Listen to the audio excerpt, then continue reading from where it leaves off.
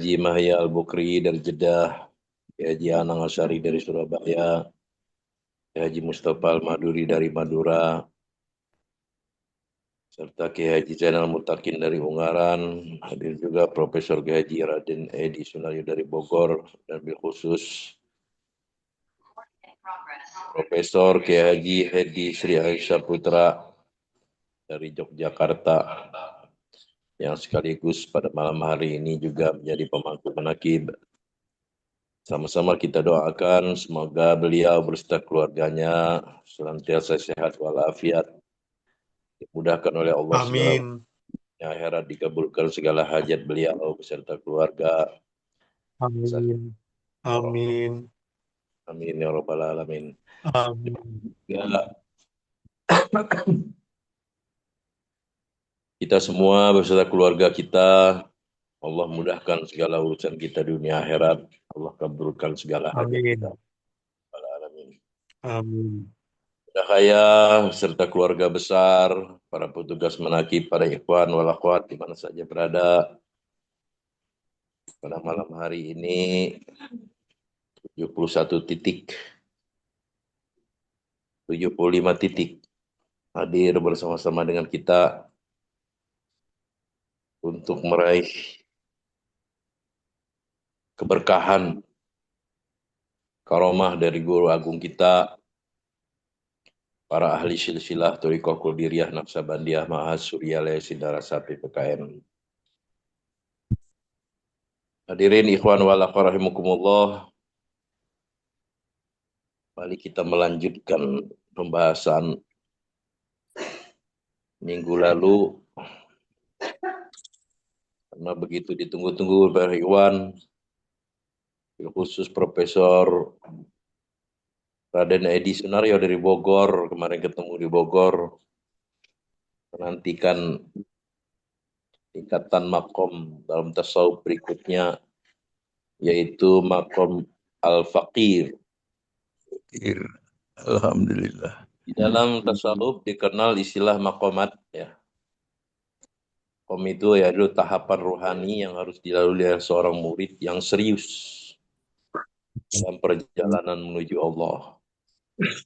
Sekali lagi, makomat itu adalah kedudukan rohani yang dicapai oleh seorang murid dengan usaha, dengan mujahadah, dan latihan dengan riadoh, bukan pemberian spontan. Ya. Karena kalau pemberian spontan itu namanya ahwal. Nah, ahwal itu sifatnya tidak tetap, makom sifatnya tetap. Gitu. Ahwal bersifat anugerah dari Allah Azza wa Jalla. Nah, ulama tasawuf telah menyusun, ya, salah satu yang kita kutip dalam hikmat ilmiah ini, ada 7 stasiun dalam tasawuf, ada 7 makom di dalam tasawuf itu, yakni at-taubat wal waro'ah, wa zuhudi wal faqara, wa sobaru wa tawakkal wa ridho. Pada malam hari ini kita akan membahas atau menyampaikan tentang makom fakir. Apa itu fakir? Fakir adalah merasa butuh secara total kepada Allah. Total, dari 100%. Ya. Yakni menanamkan kesadaran dalam hati bahwa tidak ada daya dan upaya dan kekuatan kecuali dari Allah Azza wa Jalla. La haula wa la quwwata illa billahil aliyil azim. Tidak ada daya upaya kecuali atas pertolongan Allah. Sebagaimana firman Allah Subhanahu wa taala, ya ayuhan nas antumul faqoro, ya ayuhan nas antumul fuqara illallah. Wahai manusia, kalian semua fakir. Fakir itu membutuhkan kepada Allah. Quran surat Fatir ayat 15. Fakir adalah kaya dengan Allah, bukan miskin dengan dunia. Jadi fakir itu, sifat fakir itu merasa kaya dengan Allah, bukan merasa miskin dengan dunia. Nah, fakir. Jadi totalitas bersandar, bertawakal kepada Allah. Dan dia merasa cukup, dia merasa mulia dengan punya Allah, memiliki Allah, dengan dekat kepada Allah, dengan mengingat Allah, dengan bersama Allah. Nah, ulama mengatakan, salah satunya adalah Al-Nuri, mengatakan, Na'tul fakiri as-sukunu indal adam wal isaru indal wujud. Kata beliau, ciri orang fakir sejati adalah tenang saat tidak memiliki apa-apa dan tidak membutuhkan ketika memiliki sesuatu. Tenang ketika tidak memiliki apa-apa dan tidak membutuhkan ketika memiliki apa-apa. Tuh. Artinya ketika dia memiliki apa-apa, dia lebih mendahulukan kepentingan orang lain. Jadi salah satunya adalah dermawan, itu ya sifatnya, karena dia tidak terikat, gitu. Kemudian ulama lain mengatakan fakir menurut As-Sibli radhiyallahu anhu, Allah yastaginiya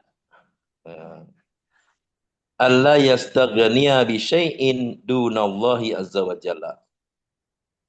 Artinya bahwa ia tidak merasa cukup atau tidak bersandar pada sesuatu pun selain daripada Allah. Jadi sifat orang fakir itu tidak pernah merasa cukup kepada selain daripada Allah, gitu. Tidak pernah menyandarkan sesuatu kepada selain daripada Allah. Tidak menyandarkan kepada manusia, tidak menyandarkan kepada makhluk, ya, tidak menyandarkan kepada apapun selain daripada Allah.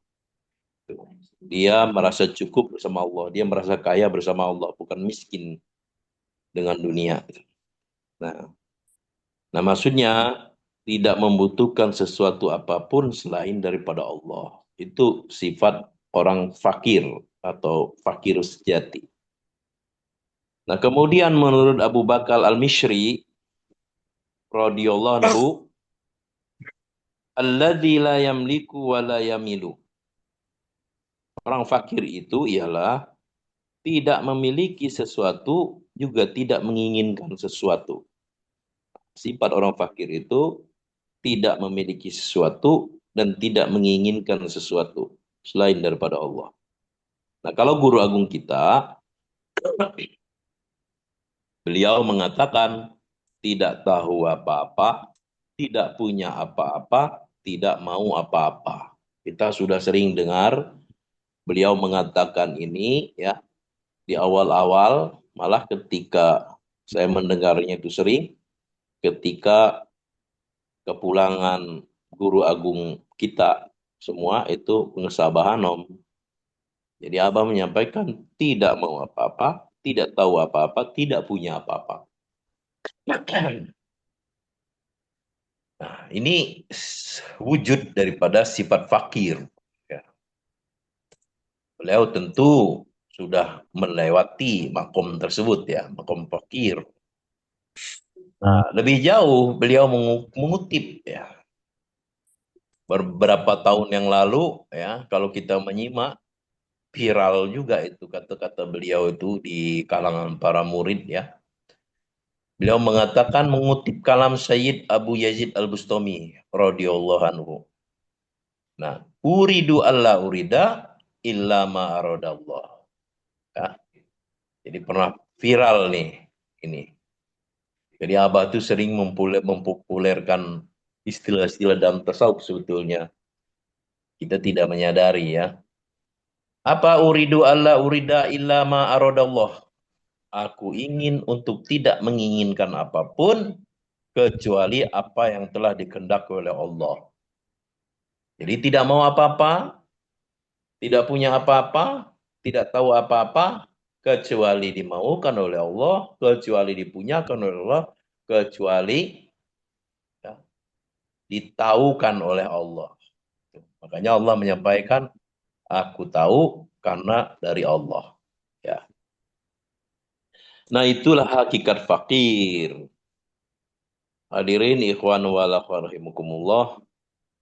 Jadi pada dasarnya kalau warok itu berusaha meninggalkan subhat atau mencari yang halal saja, maka zuhud mulai meninggalkan sesuatu yang tidak penting meskipun sesuatu itu halal, maka makom fakir ini adalah puncaknya mengosongkan hati selain daripada Allah.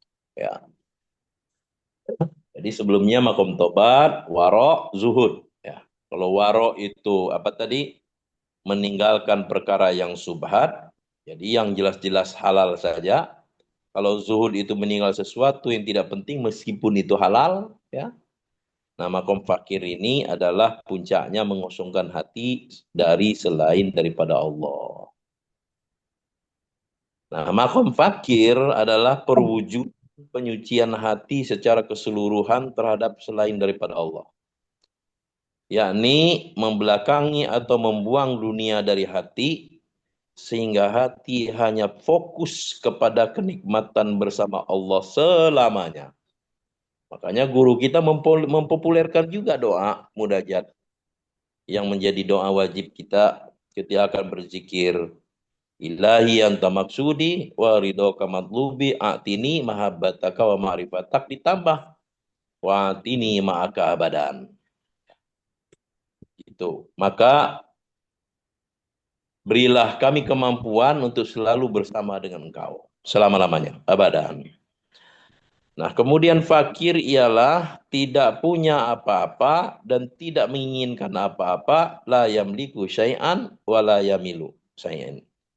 Seperti guru agung kita tadi, pengusaha Baos mengatakan tidak punya apa-apa, tidak mau apa-apa, tidak tahu apa-apa. Hadirin, ikhwan wal akhwat rahimakumullah.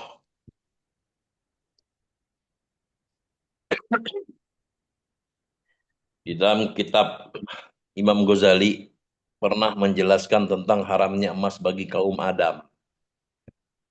Haram emas dipakai oleh laki-laki. Nah, diriwayatkan dalam kitab beliau ketika Nabi Muhammad SAW sedang berkhutbah, tiba-tiba beliau berhenti lalu menanggalkan dan membuang cincin beliau. Ya. Ketika ditanya kepada beliau, Rasulullah SAW, mengapa membuang cincin tersebut? Beliau Rasulullah SAW bersabda bahwa cincin tersebut mengganggu kehusukan beliau dalam berkhutbah. Itulah sebab diharamkannya emas bagi kaum pria, kaum Adam. Ya. Oleh karena itu, Imam Ghazali kemudian berfatwa, orang yang masih memiliki dunia di tangannya dan berharap tidak terpengaruh olehnya itu mustahil. Ibarat orang mandi dengan madu, tapi berharap lalat tidak menghinggap pada dirinya, itu mustahil. Oleh karena itu, para sufi membuang seluruh dunia di tangannya dan beruzlah selama dalam perjalanan suluknya. Inilah perilaku para sufi karena khawatir dunia itu akan masuk ke dalam hatinya sehingga mengganggu perjalanannya menuju Allah. Nah, dengan catatan jangan sampai masuk ke dalam hati. Bagi para sufi yang khawatir masuk ke dalam hatinya, dibuang jauh-jauh dunia itu. Nah, bagaimana caranya agar sampai ke makom fakir? Pertanyaannya kan begitu. Tidak lain adalah mengamalkan dengan sungguh-sungguh amaliyah zikir jahar dan zikir khafi. Mudawamah dengan dawam. Dengan waktu yang lama. Kemudian mengikuti petunjuk guru mursyid dengan semaksimal mungkin kita mengamalkan amaliyah mursyid. dengan selalu menghubungkan jasad, ruh, rasa kepada guru mursyid melalui robitoh. Kapanpun, dimanapun, sedang apapun, senantiasa tersambung kepada guru mursyid. Nah, jadi singkatnya, bagaimana kita untuk mencapai makom al-fakir ini, ya, yaitu mengamalkan ajaran yang telah kita terima dari guru mursyid kita, yaitu ajaran Thariqah Qadiriyah Naksabandiyah Ma'had Surya Sir Narasa PPKN. Yang sebagaimana yang sudah kita miliki bersama. Itu mengamalkan zikir jahar setiap habis sholat, senantiasa berzikir di dalam hati, dan mengamalkan perintah-perintah mursyid di dalam amaliyah mursyid. Tuh.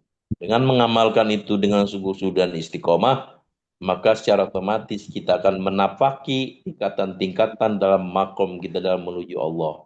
Makom dalam tasawuf, tasawuf itu perjalanan menuju Allah. Makom dalam torikoh, torikoh itu adalah jalan untuk menuju Allah. Nah, apa tanda-tanda orang yang sudah fakir?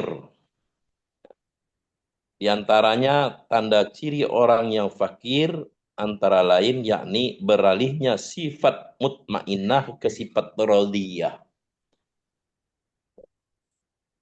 Yang sifat dari jiwa yang tenang menjadi jiwa yang sudah ridho dengan ketetapan Allah. Sebagaimana firman Allah, irji'i ila rabbiki radiyatan mardiyah. Kembalilah kepada Tuhanmu dengan hati yang ridho dan diridhoinya. Quran Surat Al-Fajr ayat 28. Di antara sifat rodiyah ialah orang tersebut senantiasa tawadu. Tawadu itu rendah hati, tidak sombong, ya, penyayang, ya. Ikhlas. Ikhlas itu beramal soleh lillah. Karena Allah tidak mengharapkan pujian, ya. Tidak juga ingin eksistensi diri. Ikhlas saja gitu, ya. Tidak mengharapkan pujian. Ikhlas itu. Tidak akan bisa ikhlas kalau tidak punya kalimatul ikhlas. Bertuhan hanya kepada Allah saja. Suka memberi pertolongan kepada orang lain. Ringan tangan. Memiliki sifat empati yang tinggi. Peduli pada orang lain. Sayang dan cinta pada makhluk. Berpikiran positif dalam segala hal. Jadi ini adalah ciri-ciri dari sifat orang-orang yang sudah berada di makom fakir. Sebagaimana firman Allah Subhanahu wa taala, "Laqad ja'akum rasulun min anfusikum azizun 'alaihi ma anittum harisun 'alaikum bil mu'minina raufur rahim." Sungguh telah datang kepadamu seorang rasul dari kaummu sendiri, berat terasa olehnya penderitaan yang kamu alami, dia sangat menginginkan keimanan dan keselamatan bagimu, penyantun dan penyayang terhadap orang-orang beriman. Quran Surat At-Taubah ayat 128.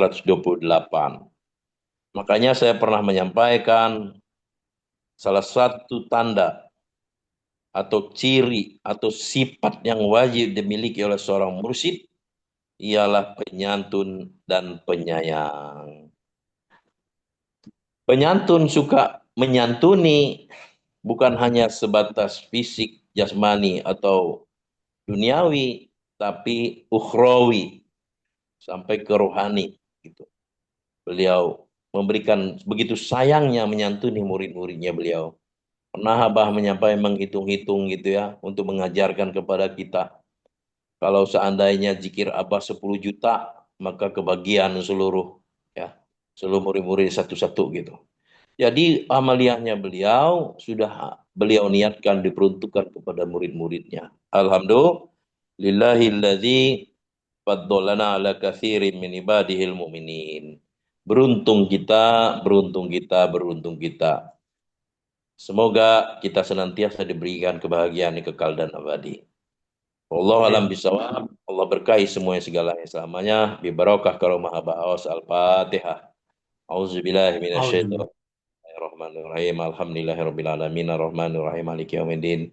Iyyaka na'budu wa iyyaka nasta'in. Ihdinas siratal mustaqim siratal ladzina an'amta 'alaihim ghairil maghdubi 'alaihim waladdallin. Amin. Hadanallahu wa iyyakum ajmain. Assalamualaikum warahmatullahi wabarakatuh.